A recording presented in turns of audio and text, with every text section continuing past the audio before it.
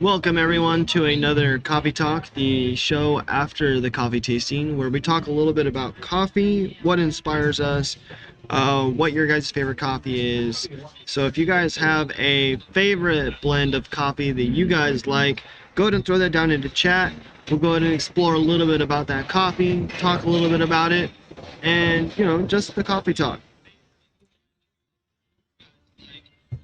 I hope you guys are having a great morning, and I hope your coffee is nice and hot. And if you guys prefer it cold, I hope your coffee is nice and cold.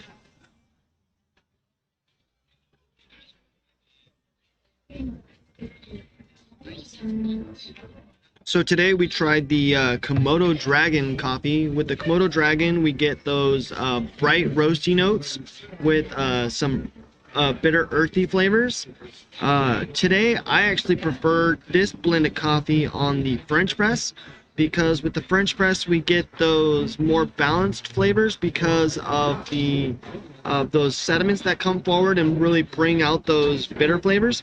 Because with the pour over we get a ridiculous amount of those bright roasty flavors in the Komodo Dragon, and with those bright roasty flavors it's a little bit overwhelming on the palate of your tongue. And then you're also left with a dry mouth feeling with the Komodo Dragon on the pour over. And so you really need something savory to pair with so that you're not left with that dry mouth feeling, the inconvenience of that. But with the Chemex and the French press, you're pretty much getting those same flavor notes, just on different intensity levels. So with the Chemex, you're getting that smooth cup of coffee with those bright roasty notes and those bitter notes, but they're on the same even playing field, so it's a nice smooth balanced cup of coffee. And with the French press, same thing, even playing field with the bright roasty notes and the bitter earthy notes, but they're more intense, so you get a more flavorful cup of coffee, but it's nice and balanced. So with the pour over we're getting a little bit of an imbalance because we're really seeing those bright roasty notes come forward. So if you guys aren't a fan of those bright roasty notes, especially if you're not a fan of like a dry mouth feeling, I would definitely stick to the French press or the Chemex, just because it's a little bit more pleasing, at least to me. So my personal preference is the French press, just because I like my coffee with a little bit more flavor. The Chemex is a little too light for me, but if you like a cleaner cup of coffee, I definitely recommend the Chemex.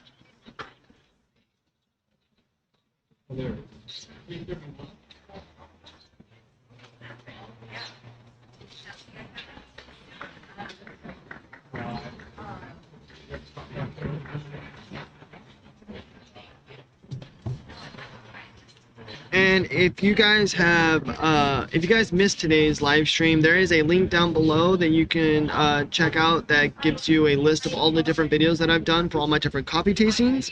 And then if you guys haven't joined me before, I like to do my coffee tastings 3 different ways. I do it on a French press, pour over, and a Chemex. And the reason why I brew my coffee these different ways is so that I can explore the different flavor notes that we get from the different brew methods, but from the same blend of coffee. So with the Komodo Dragon, for example, it's got complex notes of bright roastiness and a little bit of earthy bitterness. And with the pour over, we're really getting those bright roasty flavors that are coming forward. And I'm not a fan of that, so I'm not a big fan of the pour over when it comes to, with the Komodo Dragon. But I do really like the French press, because the French press, we're getting more of a balanced cup. More of those sediments are coming forward to really meet those citrusy flavors, and its end result is a more balanced, darker cup of coffee. So if I had to choose a brew method between these three, it is definitely the French press. And I wouldn't know that before this coffee tasting, because I had never explored the different flavor notes of each different brew methods. So if you guys haven't explored different brew methods of your favorite cup of coffee, or maybe even a cup of coffee you thought you don't like, I would definitely encourage you to explore different brew methods, especially the Chemex and the French press, because they typically tend to give us a more balanced cup of coffee, because those bright citrusy flavors really tend to take a front seat in the cup of coffee when you do a pour over, because that pour over allows more of those bright citrusy flavors to come out, because we're catching some of those sediments, but a lot of those oils are really passing through. And because those oils are passing through and we're catching those sediments, that's what's impacting the flavor and allowing some of those bright flavors to drive the cup of coffee. If you guys have any questions on any particular brew method, if you have a question about the pour over, the Chemex, or the French press, about why it's my favorite brew method, go ahead and throw that down in the chat. I'd love to hear you guys' input. And if you guys have a favorite blend of coffee that you guys have that you haven't seen me taste, go ahead and throw that down in the chat too. I'd love to explore your guys' favorite cup of coffee, and maybe even teach you a little bit about the coffee that you're drinking that you might not know. How's it going? Are you curious about what I'm doing? Do you have any questions? I think it's fairly self-explanatory. Okay. Live stream? Yeah, I'm live stream. So at 9 o'clock, what I do is I do a coffee tasting, and then after I do my coffee tasting, I taste it 3 different ways. And then once we're done tasting the coffee, I explore the history of the coffee. And like with the Komodo Dragon, it's an Indonesian coffee. So coffee made its way to Indonesia in the early 1700s through Dutch colonialism. So it's not necessarily a happy story, but that's how coffee made its way to Indonesia. And the Dutch brought their coffee specifically from Kenya.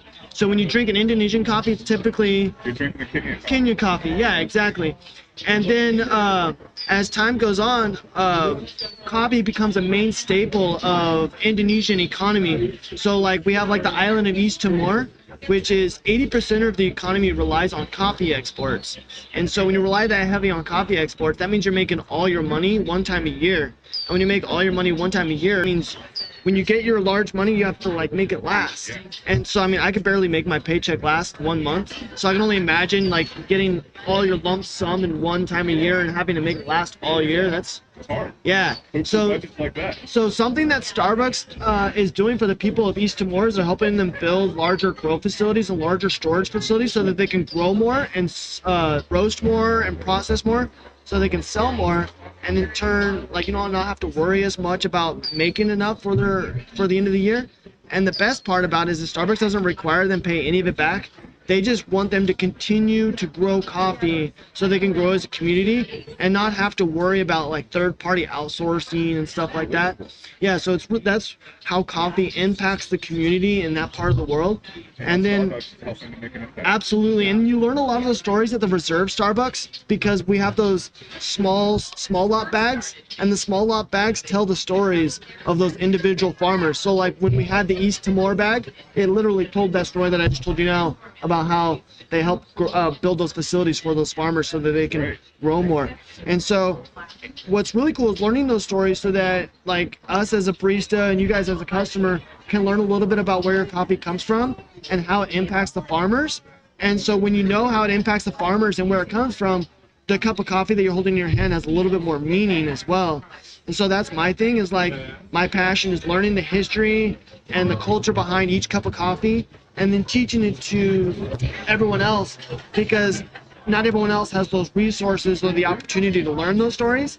And being able to learn those stories gives a little bit more inspiration to your cup of coffee. I love it. Yeah, and so with Komodo Dragon, it actually came out in the year 2000, and it was dedication to the year of the dragon, the Chinese New Year. And it was only, at the time when it first came out, it was only available in stores in Japan. And if you were outside of Japan, you had to special order it. So you could only special order it. And because of its bold roasty notes with the earthy bitter tones, excuse me, it got so popular that people demanded it, and then that's how it made its way into the everyday Starbucks stores, because of its popularity and demand that they... Ambassador for Starbucks. Thank you. Yeah. You're a barista here? Yeah, so I've been with Starbucks for 11 years. Yeah. Yeah, super long time. They're lucky to have you. And then I don't just explore Starbucks coffee. It is my main feature. But like last Tuesday, I did a special coffee company called Able Roasters, and they're based out of Huntington Beach. And they're super cool because they're dedicated to supplying jobs to people with autism and other disabilities. So they literally have a cafe where all they do is hire people with disabilities and autism, and they teach them how to be baristas and how to work in that social setting. And it's really cool. If you go to their website, they have a video that introduces you to some of their employees. And one of their employees, because it's one of those buildings where they have like a cafe at the bottom, and then it's residents above. And so one of the residents who lives there, he has autism. And a lot of the residents who live with him in the same building have never had the opportunity to meet him or approach him. And so he actually got a job in this cafe as one of their workers. And because he got a job as a barista in this cafe, it allowed the fellow residents to have a reason to approach him. They're getting to know him. He's developing his social skills, so it's better for him to approach people. So it's really cool. What's that? I can imagine that COVID and the restrictions. Oh yeah, have a great impact to that. absolutely, yeah, 100%. Yeah, Connect with people. This is great. exactly. Well, look, congratulations to you. This seems fantastic. Thank you. Absolutely. If you guys want to check out the channel's called Live with Irish. Live with Irish? Yeah. All right, that's a great call. Thank you.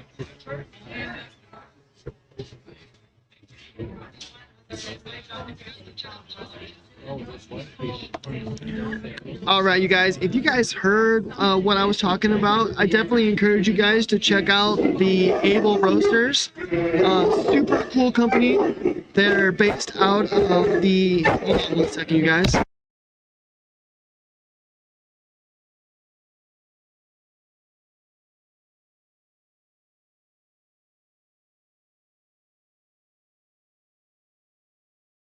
All right, so with the Able Roasters, they're based out of Huntington Beach. Super cool company. They really inspired me because they're dedicated to supplying jobs to those people with suffering with autism and other disabilities. So they have a cafe in Huntington Beach that's dedicated to hiring people with autism, and it's really cool. I definitely encourage you guys to check out their website. They have a small video that introduces you to some of their employees, what they're all about, and how they impact the people around them. And then if you guys are able to, definitely donate to them. Buy a bag of coffee. And if you guys can't buy a bag of coffee, I definitely encourage you to maybe just donate like $5 to really help this company grow and help them provide more jobs to those with autism and disability. Super cool. This particular cup of coffee, or this, what's going on, Everett? Coffee master. So the reason why this particular blend of coffee really impacted me is because of I grew up as an adopted child with 10 brothers and sisters, so we grew up knowing that we might have that disabilities and other things like that. What's going on, man? Come on over. I'm doing the live stream after the live stream. So what I'm just doing is I'm just talking to anybody who has any questions and stuff like that. And then I'm talking about last Tuesday's live stream. Have you ever heard of the Able Roasters? The Able Roasters. You should check them out. They're really cool. They're based out of Huntington Beach, and they're dedicated to supplying jobs to people with autism and disabilities. And they have a special cafe where all they do is they hire people with disabilities. And dude, super inspiring. And like with my live stream, I talked a little bit about myself and how like I use coffee as a way to develop my social skills, because I'm one of 10 adopted kids. And so in that social setting, I really only knew like that circle of people, like my brothers and sisters. And then when you watch movies about people who are adopted, they don't know they're adopted, right? And then they find out when they're teenagers, and then they get all upset because they're adopted and blah blah blah. That wasn't the way it was with me and my family. It was, we all knew we were adopted because we were all, different ethnicity and stuff like that, so it was obvious. But another thing that I don't think my parents realized was the growing up knowing that we were adopted because we're drug babies, and being told that we might not be as capable as other people. And so that really affected me psychologically way underneath. And so this is Ever, you guys. He's one of our local artists here in Palm Springs. He's joining us for our little coffee talk here. It's such an interesting conversation. Yeah, so he's going to join us a little bit about like my story. And so with my story, knowing that we were drug babies and supposedly probably disabled and stuff like that, going into a situation, knowing that you're not going into a situation with full confidence like you should, because you have that underlying thought, knowing that hey, I might not be as capable as other people. And so that was like a major factor in like my performance when I was younger, and like how I approached things and how I didn't have that confidence. And so I used coffee as a way to be able to approach people and talk to people and have that conversation, because one of my main disabilities growing up was the fact that I was homeschooled and I didn't have that social setting to really develop my social skills. So when I went into a public social setting, I didn't have that social skills to be able to make friends. And I'm still doing it today, where I'm still developing my social skills, still practicing my ability to approach people and have that conversation. That's why it was encouraged to pull you over, Yeah. invite you over to my live stream and have like that extra person, have that conversation. And so that's why this particular coffee company, the Able Roasters, really inspired me, because I grew myself and my social skills and my somewhat disability around coffee and really developed my social skills. And to see that there's a company out there dedicated to supplying jobs to those with disability and autism is like super inspiring, because like I grew around coffee. To see these other people go around coffee is super cool. So if you guys are inspired by this story, I definitely encourage you guys to check out the Able Roasters website. Able Roasters. Able Roasters, yeah. They have a small video where they introduce you to some of their employees. One of them who has autism, super cool guy. And just like me, he is developing his social skills, but he is a little bit more of, an incline curve because of the autism and stuff like that. But what's important is the fact that he's able to develop these social skills in the similar setting. So I think that's super cool. Did you find a sixth sense? I just think in general, if you're a drug baby, or if you come from a broken home, or if you have a disability, sometimes I think there's this magic sixth sense that occurs, and an extra empathy or intuition, or maybe a creative outlet. I definitely feel like I have a strong empathy, like a empath personality, where I see, and it's overwhelming sometimes, like the way I get it, because like I'll watch movies and I will feel extremely embarrassed for a particular person, and it's not like the normal like, oh, like I feel embarrassed, like I'll literally like shut off a TV or a movie because I'm just like, oh my god, I can't You're deal very with it. sensitive. Yeah. And then I'm not afraid to admit it, but like there's movies that like and then because of personal losses in my life, especially recent losses, like I had a best friend who recently died last year. So like with movies, especially that like have death in it, like I'll bawl because of like I really feel those feelings, like those empath feelings. Like I feel what that particular person's feeling in terms of loss. And it's even more so because I had recently, like, before it would be even so, but even now that I've lost like a best friend, those empath feelings are even stronger because I now actually So know what personal. those, yeah, it's a personal feeling now. Now it's a personal experience. So it's interesting. What I do try is I try to not let it hold me back, because like, you know, a lot of times we let our feelings control like our decisions that we make and stuff like that. So it's important, like, you know, if you are over empathetic or stuff like that, you know, you want to keep those feelings, but you don't want to let it cripple the things you do. And that's very important to know, and a very hard thing to learn. So like, one of the things that was very hard for me to learn that I am still dealing with today is my self-confidence and capability in my abilities to do things. So like, going into things, I always looked at it as like I'm almost like I almost look at it as if I'm a child, you know, and like that everyone else is an adult. The curious mind. And I'm not qualified to go into the activity that I'm getting myself into. And so one of the important things that I have really struggled with myself to get that mentality is, if this particular person can do it, or if someone else can do it, I am just as capable as anyone else. I just have to apply myself. So there is no barrier except for yourself, not allowing yourself to take those steps towards your goal. So for all you guys watching who might be struggling with like this particular thing, I encourage you to just try, even if you're scared. You don't want to let personal feelings get in the way of your goals, or being scared to go out there and try, and the being scared of not being good enough to do what you're trying to do, because if you don't try, you're already not good enough, right? So the only way for you to find out is to try, and try your best, so that you can see if you can succeed. And even if you don't succeed the first time, I encourage you guys to keep on thriving and try again. Resiliency. Especially if it's your passion, because your passion is what should drive your career and what you're doing with your life.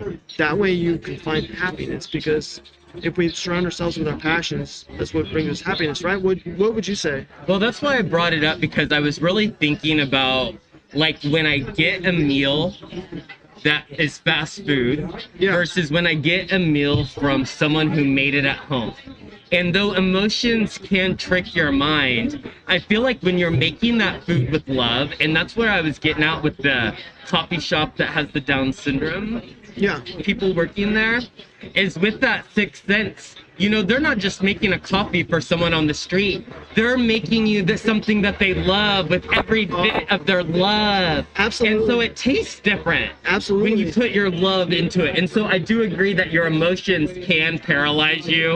And I don't always trust my emotions. If I'm really happy, wake up happy, I'm not going to go shopping. And if I wake up really sad, I'm not going to go and call a bunch of people and talk sad. Absolutely. You know, you just got to rebalance and know those are your emotions. But when you're making something like coffee and you're making it with those emotions like love, you know, I could only imagine how amazing that coffee would be. I would love to have that coffee. I worked with this group and it was special needs. It's called Creative Growth. And the people would draw. And these drawings would be so simple, but every line and every pencil sharpening, every mark was something that they really put down with love and power. Yep. So I could imagine that's the way the coffee would be. So that's awesome that you bring that up too, because when you watch the video on their website and you get to watch some of these people craft some of their beverages that they built craft there, you get to see that look on their face of, like you said, there's that love that's going into the craft. You see that attention to detail, and especially more so because for someone who doesn't have the opportunity to be able to be in a setting to craft coffee, and then they're given that opportunity to craft coffee and give coffee to someone and share it with someone else, there's that much more affection going into it, because the affection comes from the fact that they're given the opportunity to do it. it's kind of like if you were to say like someone who's sitting on the sidelines on on like a football field, they're like all season, and then finally they get put in. Like, I mean, that whole time he's been sitting on the sidelines, it's been a pretty shitty experience because you're just a bench warmer.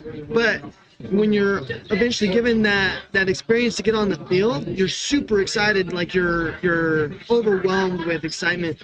And so that's kind of like like how like maybe some of these people might feel empowerment. They were never given that opportunity to show their ability on the field, and now that they're being given that opportunity to show their ability on the field, they have so much passion to it because they want to prove themselves and their love for it, and their people like with disabilities and stuff like that, we have like things that are more concentrated in our abilities, especially with, like you said, with like some people with autism, they can draw really good and stuff like that. And so for them to be able to show their abilities and share their passions through artistic abilities and stuff like that is super important because they're just as capable as the rest of us. They just have their abilities concentrated in certain areas like art or writing and other things. So Well, I just read that it only takes one person to be nice to you to change your life.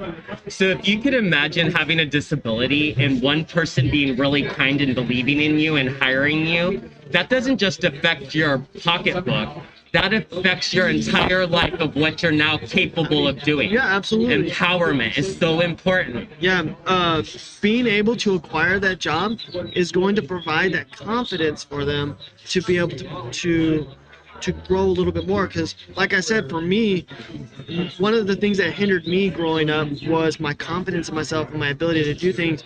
And one of my major growth periods is becoming a shift supervisor and really taking up that role of leadership and learning that I can be in a leadership role. And so that's one of my main growth periods. I mean, I still have that am I qualified to be a leader type feeling sometimes, but for the most part, people look to me as a leader, and that's like inspires me to continue to be that leader figure. And so that's what inspires me. And so it's super cool to see like how I've grown and how like that can inspire other people. Super cool.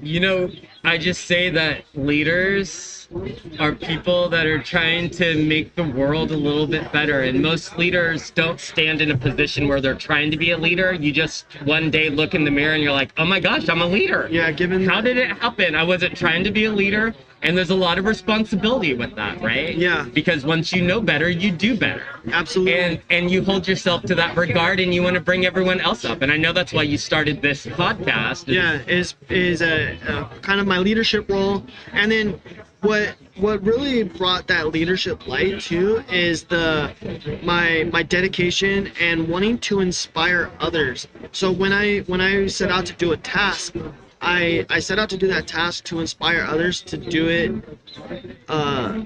in a similar way, like with passion or with dedication and stuff like that, so that someone sees when someone sees me talking about coffee with passion like I do, I want them to be like, hey, I want to have that passion for coffee and be able to talk about coffee the same way he does. And it doesn't even have to be about coffee. It could be whatever outlet you guys are passionate about. So it may be like makeup, art, or any kind of thing, photography, hiking. If you guys are super passionate about something like that, I encourage you guys to start a blog or a vlog about your passion, just so that you can share your passion with others, learn to share, and then maybe pass that passion on to other people, because that's probably one of the biggest things you can do in your life, is share your passion with other people and inspire other people. Because if you can inspire other people, I think that's like the biggest thing you can do to impact the rest of the world, is passing on inspiration. So my inspiration is helping other people grow and getting involved in your community and helping those who don't have that opportunity like the rest of us do. So that's my passion. Well, it seems like coffee was empowering for you too. It's almost like the coffee shop in Los Angeles. I'm sorry, what was the name? Able Roasters. Able Roasters. Think about the able.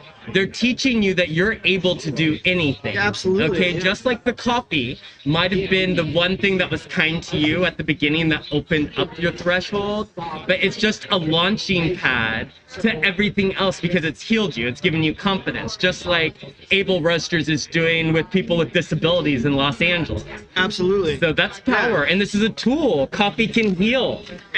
And it doesn't have to be just coffee, you guys, either. It could be anything. There can be, like, let's say there is a makeup startup that is dedicated to teaching autistic people who want to get into the makeup field and teaching them a little bit about makeup and stuff like that. And then maybe even a field of models who's dedicated to getting some of those disabled people out on the magazines and stuff like that. So it doesn't have to be just coffee that's our catalyst for inspiration and helping other people. This is just an example of how we can use things as an inspiration to help other people around us and get involved in the community. So like another thing that I talked about with like the Pike's Place roast is like produce, like, you know, local farmers markets and getting involved in your community and doing that. So like I think it would be really cool to maybe even eventually have like a local community crop that might be like completely caretaken by people with disabilities, and then with that growing plants and fruits and stuff like that has a major impact on your psyche, because you literally get to see the fruits of your labor. Like something that I would love to do is start a rehabilitation program for the homeless, and they would grow produce. And the reason why it would be produce is because there's no more satisfaction than getting to see the fruits of your labor. Now with work, you get a whole lot of labor and you'll get a little bit of fruit. But when you're doing work like with produce, you get a lot of work. You get the work, but you get the fruit from the actual fruit, and then you get the fruit from your payoff as well. So we're getting paid, and then you also get to see what you're growing, how you're able to grow something, and that can impact a homeless person or someone who's been trying to get back into the work field. And that impact is important because it's empowering. A lot of people forget is what it's like to work. So like one of my favorite quotes is from Bruce Almighty with So Bruce Almighty, yeah. So in Bruce Almighty, Morgan Freeman says some of the happiest men go home stinking to high heaven. So what he means is those people that work hard from a 5 to 3 shift or a 9 to 5 shift that are going out there on the field digging trenches and stuff like that, dumping trash and stuff like that, they're working super hard. They're going home happy because they're proud of they have that hard work, the fulfillment of their hard work that they've done. And so a lot of people forget what that hard work feels like. And so like one time I had this guy, it's like, hey, why don't you get a job? He's like, well, I make more panhandling. And it's just like, well, I mean, like, but there's no real satisfaction in the panhandling. Like, you know, there's like, what's growing? Like, how are we moving forward and stuff like that. So something I want to help inspire some of these people is getting that satisfaction of a hard day's work rather than just being given the money. Like, you know, really working for that dollar. Or giving back too. Yeah, absolutely. You know, more important, like I couldn't imagine just taking. Absolutely. Like it would have to, even if it's better money, it has to eat at your psyche and your soul and your spirit at some level, you know? And then that's why I like the idea of growing crops, because A, you're teaching something that's powerful, it's useful. Yeah, they see the fruits of their labor, but it can also help with the pandemic, and not the pandemic of COVID, but the pandemic of starvation. Yeah. They say like what? 7 out of every 10 children in America have some type of food insecurity. Yeah. Like food insecurity. Yeah. That's because crazy. they feel like they're being judged on what they're eating. Yeah. And they don't even have enough money to buy organic food or to grow their food. Yeah, absolutely. Or to get the right food. So that's actually something that I really highlighted too on my Pike's Place market, is to really try and get involved with our local communities when it comes to the farmers market. And if I can encourage people to start growing their own produce and stuff like that and supplying produce for the local community, imagine if you can get like an entire city that is able to grow different produce in each backyard, and then we can not really avoid those trips to the grocery Well, stores. in Santa Monica, it's really cool. Sorry to interrupt, but they have these neighborhood gardens, like on every other block in Santa Yeah, Monica, absolutely. and it's just the neighborhood garden. Yeah. You guys could grow. They have a couple of them in Palm Desert, I know, like on San Pablo, right in front of like the musicians outlet. And then there's one in Palm Springs next to the youth center, or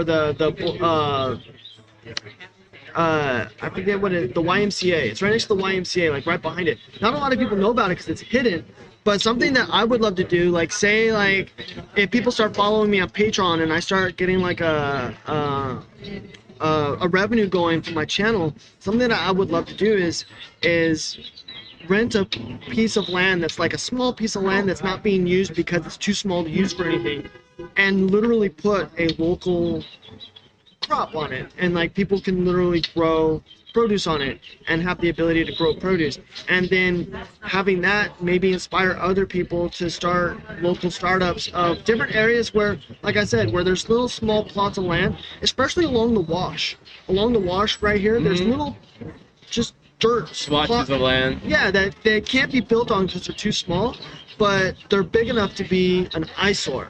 So if we're able to turn them into local crops that people can grow on, and then turn that whole area, not only are we turning an eyesore into something that looks a little bit nicer, but we're also giving back to the local community as well.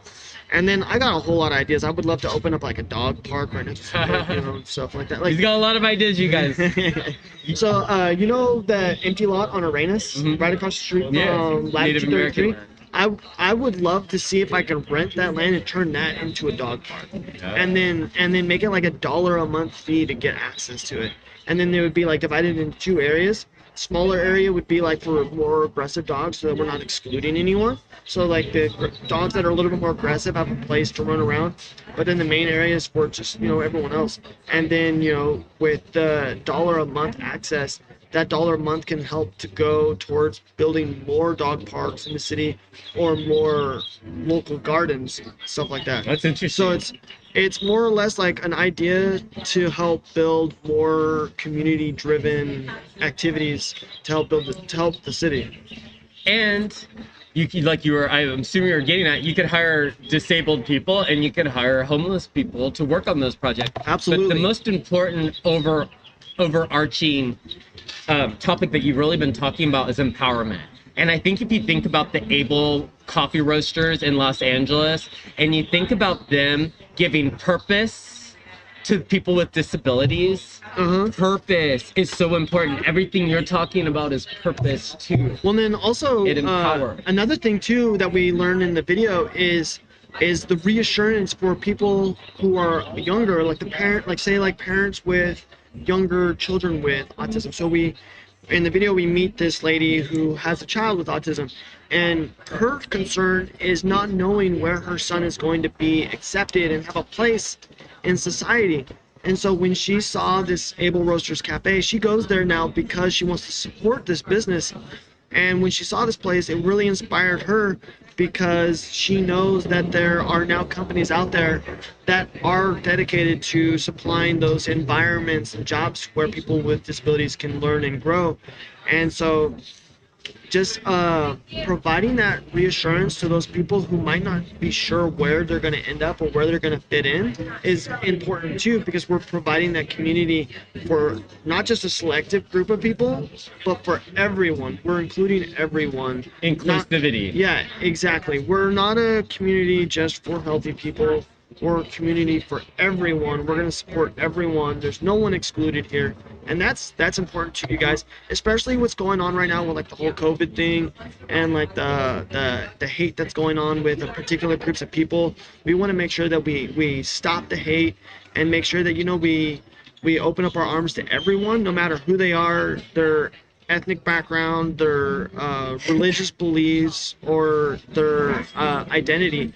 It's important that we're all human beings we're all earthlings when it comes down to it. The animals, the plants, you and me, we're all living beings of the earth. So that's important. There's nothing different between any of us. It's just where our ancestors grew up. That's all that's different about us. There's nothing else. And so we're all the same people, and that's important. So there's no reason to exclude. Coffee does not discriminate. No, it doesn't. Coffee loves everybody.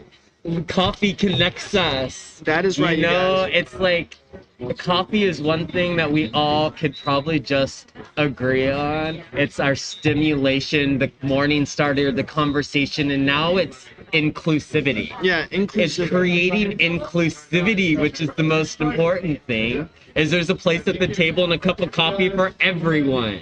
Absolutely, You know, what- absolutely. I want to taste this one. Which one is this? So we have the Komodo Dragon on the French press, and with the French press, we're going to get a nice balanced cup of coffee. These are my nice little demi-tasses. You like them? Demi-tasses are cool, man. Yeah.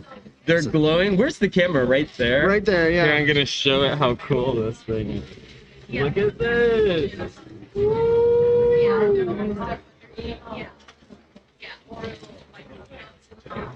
The Komodo Dragon, that people consider those living dinosaurs. Pretty much, yeah. They're huge, yeah.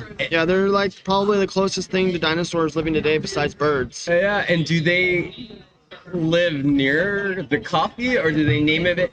Hey, brother, nice to see you. Coffee tasting with the boss man right here. Yes, sir. Good. So with Komodo Dragon, it's actually named after Komodo Island, but it's not specifically from Komodo Island. We do source some of our coffee from Komodo Island, but it's specifically an Indonesian coffee.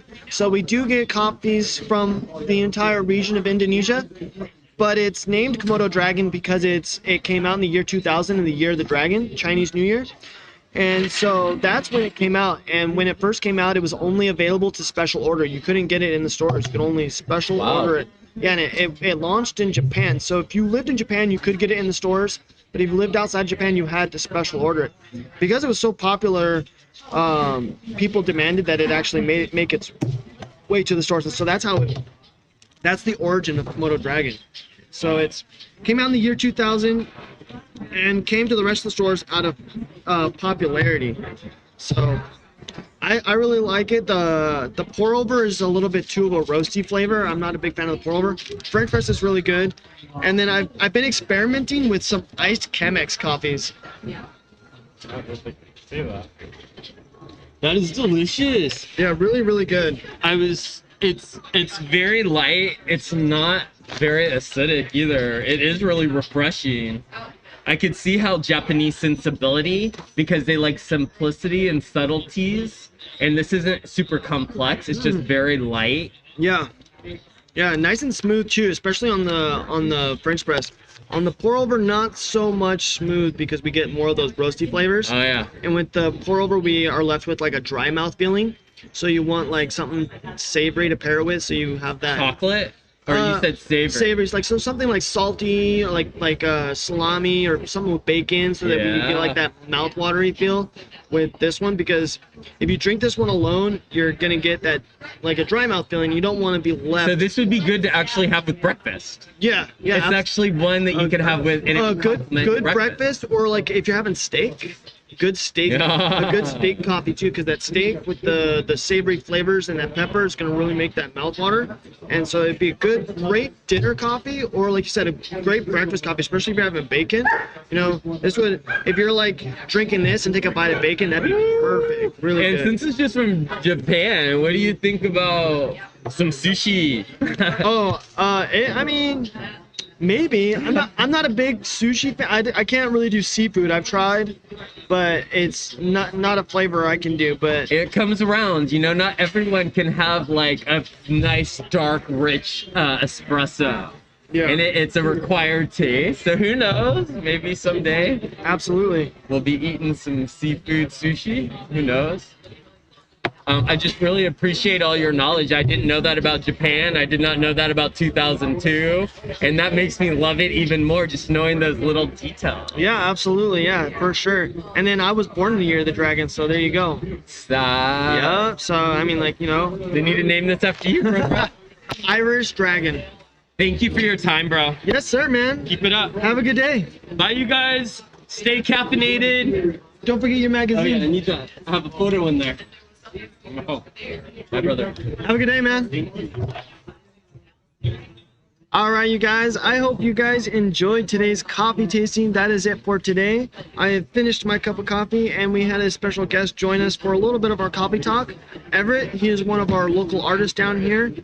Give him a shout out on Instagram. His Instagram page is Jeff Pick. He does a lot of cool photography, and he really does a lot of highlighting of the local artists as well. So give him a shout out. Really support the local artists here. And then join me Tuesday as we explore another local coffee shop, the Lighthouse, and we explore the coffee that they serve there that is roasted locally here in Joshua Tree. So we're going to explore their coffee, how they started, and a little bit about what drives their business. So thanks again, everyone, for joining me today's coffee tasting. I hope you guys enjoyed. Have a great day. I will see you Tuesday.